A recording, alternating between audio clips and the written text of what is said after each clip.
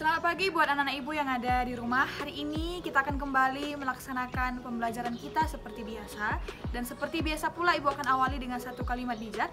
Ini dikutip dari kata-kata Mary Riana. Mary Riana pernah mengatakan, penghalang terbesar kesuksesanmu adalah ketakutan akan kegagalan.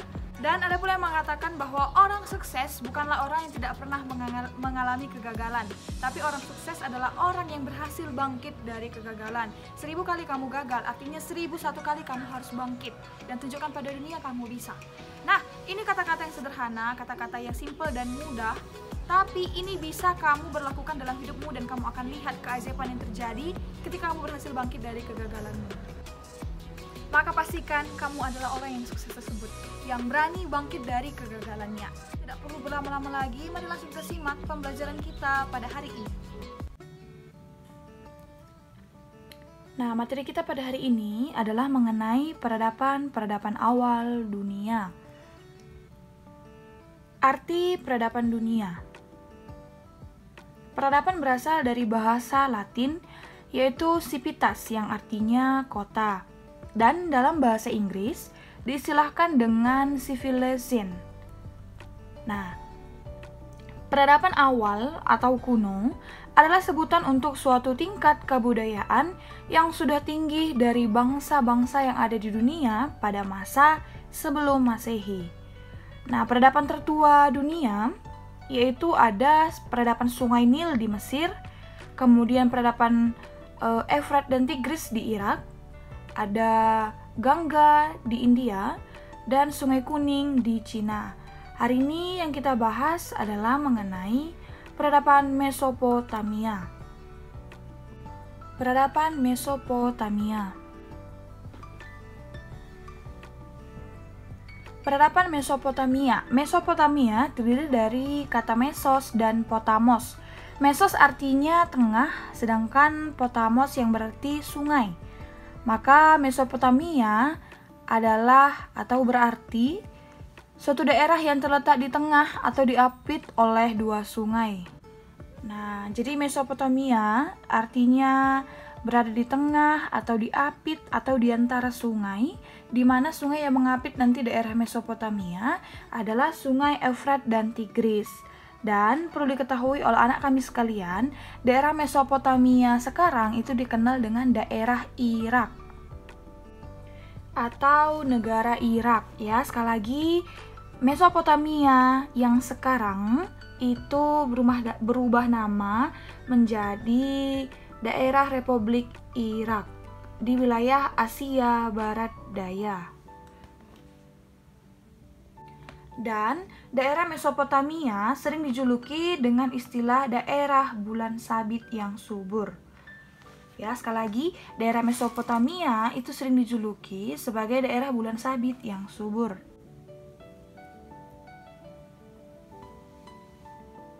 Peradaban Mesopotamia itu berlangsung di tahun 5000 sampai 330 sebelum Masehi.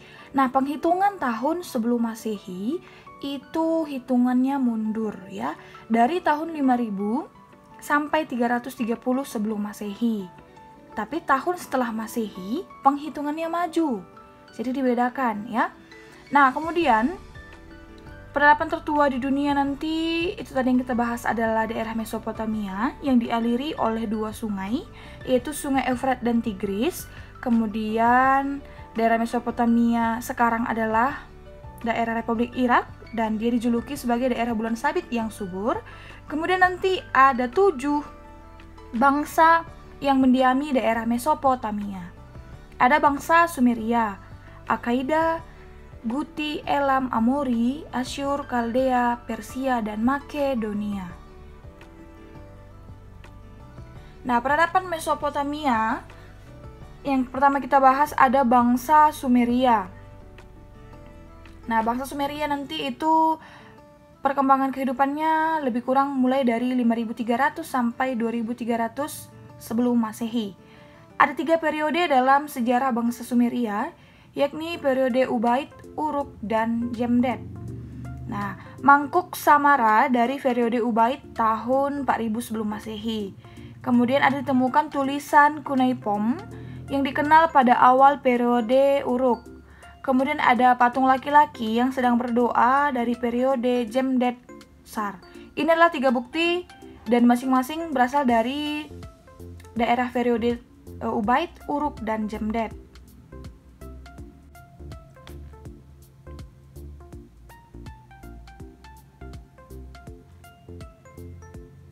Nah, kedua ada bangsa Al-Qaeda. Itu nanti kehidupannya berlangsung di tahun 2330 sampai 2215 sebelum Masehi. Nah, pada tahun 2200 sebelum Masehi, Raja Sargon Agung berhasil menguasai Sumeria dan kerajaan Al-Qaeda, menciptakan sistem pos pertama. Raja Sargon kemudian memperluas wilayah kekuasaannya sampai ke daerah Mesopotamia, selatan dan utara. Di era kepemimpinan Al-Qaeda disebut juga era Sumero-Al-Qaeda. Pada masa kepemimpinan Naram-Sin, wilayah kekuasaan diperluas hingga Teluk Persia dan Mesir. Dan bangsa Al-Qaeda dikalahkan oleh bangsa Guti dan menjadi penanda berakhirnya kekuasaannya. Nah, next berikutnya masih tetap bangsa Al-Qaeda. Dia memiliki benda-benda hasil kebudayaan, yaitu ada cap silinder, kemudian kerang bertuliskan nama Raja Rimus, ada prasasti kemenangan bangsa Al-Qaeda, dan sebuah janji aliansi. Ini berempat adalah benda peninggalan dari bangsa Al-Qaeda. Nah, berikutnya ada bangsa yang ketiga, yaitu bangsa Guti, Ur, dan Elam. Nah, ini nanti berlangsung periodenya dari 2115 sampai 2050 sebelum Masehi. Kekuasaan bangsa Guti hanya berlangsung selama setengah abad. Nah, bangsa Guti kemudian ditaklukkan oleh kerajaan Ur di bawah kepemimpinan Ur-Nammu, itu tahun 2000-an sebelum Masehi. Nah, bangsa Ur nanti kemudian ditaklukkan oleh bangsa Elam dari Persia pada tahun 2002 sebelum Masehi. Dan hasil kebudayaan periode Guti, Ur, dan Elam, nah ada dia batu bata dicap dengan nama Ur-Nammu. Kemudian ada pula batu bercap Ur-Nammu dan relief dari periode Elam. Nah, berikutnya ada dia bangsa Amori dan bangsa Asyur. Nah, kalau di bangsa Amori, itu yang terkenal adalah Raja Hammurabi dengan hukumnya Hukum Hammurabi atau Kodeks Hammurabi dari kerajaan Babilonia atau Babylon, ya. Nah, Hukum Hammurabi menjelaskan bahwa tangan ganti tangan, mata ganti mata, kemudian kepala ganti kepala. Artinya, hukum yang benar adalah keadilan. Apa yang kau ambil dari orang lain, itu yang harus kamu kembalikan kepada orang tersebut. Jadi, hukum Hammurabi ini masih digunakan sampai saat ini, khususnya di daerah Mesir, daerah Arab, ya. Jadi kalau di daerah Arab, kalau kita mencuri yang dipotong tangan kita, kalau kita mengintip yang dicongkel mata, kalau kita berkata kasar menyakiti perasaan orang lain, itu yang dipotong lidah. Artinya adil. Bagian mana tubuh kita yang melakukan kesalahan, itu yang dihukum, ya. Makanya kalau di Mesir ataupun Arab, hukum penggal masih diberlakukan dan memang itulah kesepakatan hukum mereka, mengikuti jejak hukum Raja Hammurabi dari daerah Babilonia lama, maksud ibu. Nah, kemudian ada bangsa Asyur. Raja Asyurbanipal itu membangun perpustakaan besar di ibu kotanya, yaitu Niniwe. Nah, kemudian bangsa yang keenam ada bangsa Kaldea. Nah, nanti bangsa ini membangun kembali kerajaan Babilonia dan mengganti namanya menjadi Babilonia baru, di mana tadi bangsa Babilonia lama itu adalah bangsa Amori. Ya, dengan hukumnya tadi yang terkenal adalah hukum Hammurabi. Nah, jadi Babilonia lama itu dihuni oleh bangsa Amori, sedangkan Babilonia baru dihuni oleh bangsa Kaldea. Dan puncak kejayaannya dicapai pada masa pemerintahan Nebukadnezar. Nah, kemudian Mesopotamia mengalami kemajuan dalam bidang arsitektur dan dibangun sebuah taman gantung yang megah di atas bukit.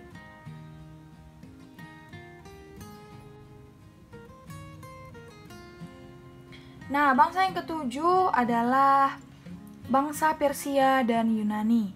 Pada masa kepemimpinan Raja Kores, Persia mampu menaklukkan Babilonia baru. Dan pada masa Darius III, yaitu tahun 336 sampai 330 sebelum Masehi, Persia mengalami kekalahan dari Alexander Agung dari kerajaan Makedonia atau yang terletak di negara Yunani. Nah, Mesopotamia kemudian dikuasai oleh Yunani dan Alexander Agung mengeluarkan kebijakan Helenisasi di Mesopotamia, di mana kebijakan Helenisasi adalah perpaduan antara kebudayaan Mesir, Yunani, dan Persia.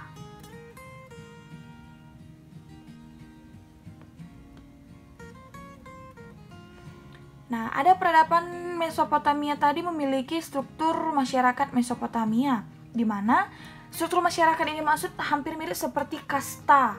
Kasta itu kalau di zaman kerajaan Hindu-Buddha adalah penggolongan masyarakat, atau kalau dalam pelajaran sosiologi, arti kasta adalah stratifikasi sosial, pembagian sosial ke dalam kelas-kelas.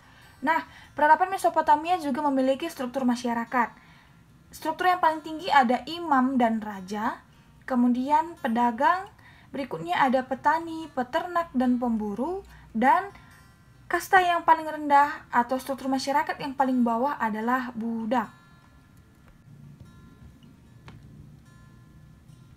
Nah, sistem kepercayaan dan religi.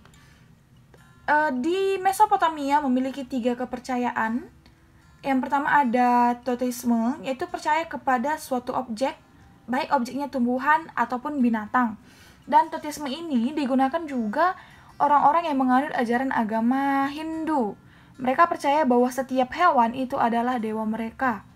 Kemudian antropomorfisme, yaitu menghubungkan sifat manusia ke makhluk non-manusia.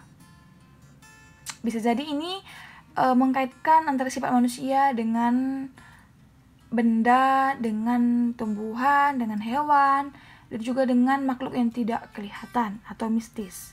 Nah, ada politisme, percaya kepada banyak dewa, dan Dewa Marduk seperti Dewa Marduk, Sin, Enlil, dan sebagainya.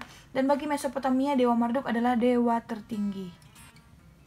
Nah, adapun peninggalan dari peradaban Mesopotamia antara lain seperti huruf paku, bangunan zigurat, hukum tertulis pertama di dunia yang dibuat oleh Hammurabi, dan taman gantung yang dibuat oleh Nebukadnezar. Nah, itu dia beberapa peninggalan Mesopotamia dari sekian banyak peninggalan. Demikianlah pembelajaran kita pada hari ini. Semoga materi yang kita pelajari pada hari ini dapat bermanfaat bagi kamu sekalian. Dan jangan lupa kerjakan tugasnya dengan baik, catat juga materinya, cicil, karena bulan depan pun kita masih akan ke sekolah memberikan hasil catatan dan tugas kita. Dan kalau ada anak-anak kami yang ingin bertanya, silakan tinggalkan pertanyaannya di kolom komentar YouTube ataupun di Google Classroom kita. Nanti Ibu akan jawab di situ, ya. Dan tetap semangat mengerjakan tugasnya. Akhir kata Ibu mengucapkan salam jas merah. Jangan sesekali melupakan sejarah. Tuhan Yesus memberkati kita semua dan sampai jumpa di pertemuan minggu depan.